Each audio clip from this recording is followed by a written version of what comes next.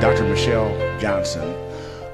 Dr. Johnson, where exactly are we, and what is the significance of where we are? Well, we're at the corner of Ferry and 7th Street in Niles, Michigan, which is not a designated historic district, but by my estimation, a very good candidate for a historic district. We're sitting right now in what was identified as the first colored school that was established in 1867 by folks that were particularly interested in providing an education for young black people here in Niles.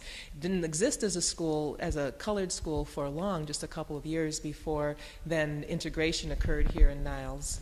Okay, now at the time when this was a school for colored kids, were there black teachers or was it white teachers? This is what we hope to find out.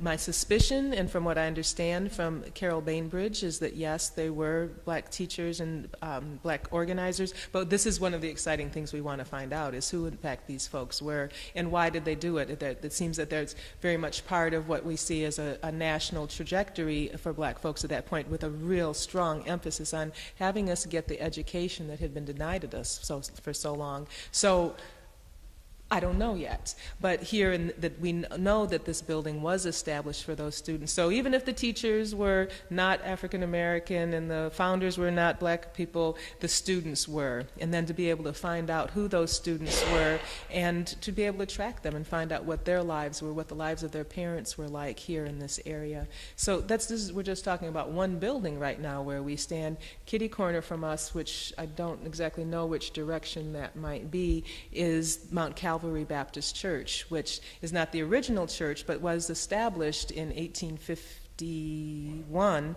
as the Second Baptist Church by your great-great-great-grandfather and Mr. Lett, who we have a descendant for in Kalamazoo, in fact.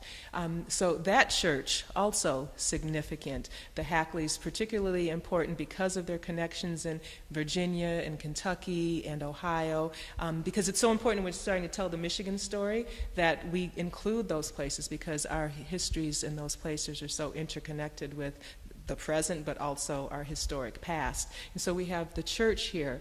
And then across the street, the Masonic Lodge, the first black Masonic Lodge in Niles. It started here. The first black Masonic Lodge in Michigan started here, and that's just across the street. Now, the building is not the current building from that time period. We're still in a process of kind of identifying where people were living, and where some of their buildings might be. We don't know if the original building was there or not, but we do know that there are representatives just across the street, and still a historic building. It seems to be a 1922 building, but we have people there that have been holding on to the tradition of black masonry, but also are very much interested now in helping continue to uncover the history of that organization, both here in Niles, but also to be able to look at the import of it cross-culturally, across geographic boundaries. Because we know that the folks that were involved in the foundation, people like John J. Evans and his wife of the First Lodge, were folks that were integral in the Underground Railroad, that were integral in anti-slavery activity, and then continued their political activity once slavery was over. So the folks that were involved in that lodge are particularly critical to us understanding our history here in Niles. But those are just three buildings. There are a number of places that we have addresses for in the surrounding area to make an even stronger case for this being a budding historic district, that there were people who were involved in the Lincoln Jubilee, the 1915 Lincoln Jubilee that brought together black folks from all over the country to be able to identify 50 years after emancipation, where did we stand in terms of progress? What were some of the accomplishments that we'd made? And then also, what were some areas that we still needed to address? And folks came together, and we had a good contingency of folks here from Niles that were either landowners, property owners, business owners, or involved in as a delegate going to this Jubilee, this national peace. And so Through that, and also looking at some of the city directories in the area, we're even more fully being able to identify that this was a significant community, a sizable community of black people along here on Ferry Street. There was also an artist who lived on the street, Lottie Wilson, I believe was her last name, who did a painting of Abraham Lincoln and Sojourner Truth, that famous meeting that they had together. I don't know if she was there at that. I don't know if it's or if she's drawing from information that's been passed on to her. But she lived just at the end of one of these streets, and a very fascinating individual, not just as an artist, but as someone that was engaged in community and political activity, and came from a family who had been engaged in that as well.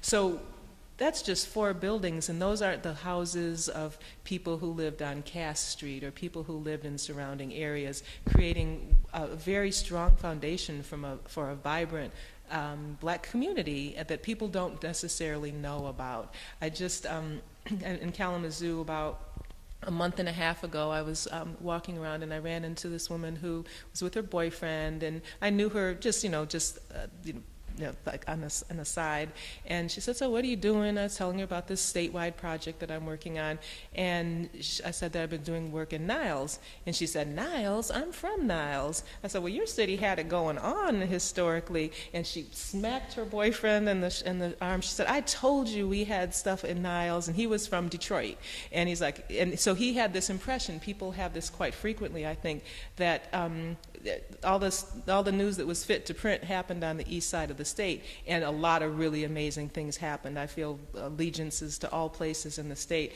but we snooze quite frequently on Southwest Michigan and places like Niles, places like Cass County, Cassopolis, Vandalia, even Van Buren County. In Van Buren County, it was the second highest number of black property owners in the state of Michigan in 1910. Who knew that? And we're talking about people with hundreds of acres of land. And so to be able to continue to elevate this history of Niles, this history of this particular geographic location in which we sit, the blocks surrounding us, to be able to elevate that to a place does a great deal to understand the complexity of our history, to understand that we aren't solely just an urban community or solely a rural community historically, but that we are far more complicated. And then to be able to elevate these positions that people made for themselves and made for each other, of economic strength, of economic self-determination, of identifying how and when and where we're going to educate our children, and how we are also going to come together to address the political and social issues that we face, to be able to take a look at that and to say, in 1850 and 1860 and 70, and for all those decades, we had people making a world for themselves and making a world for each other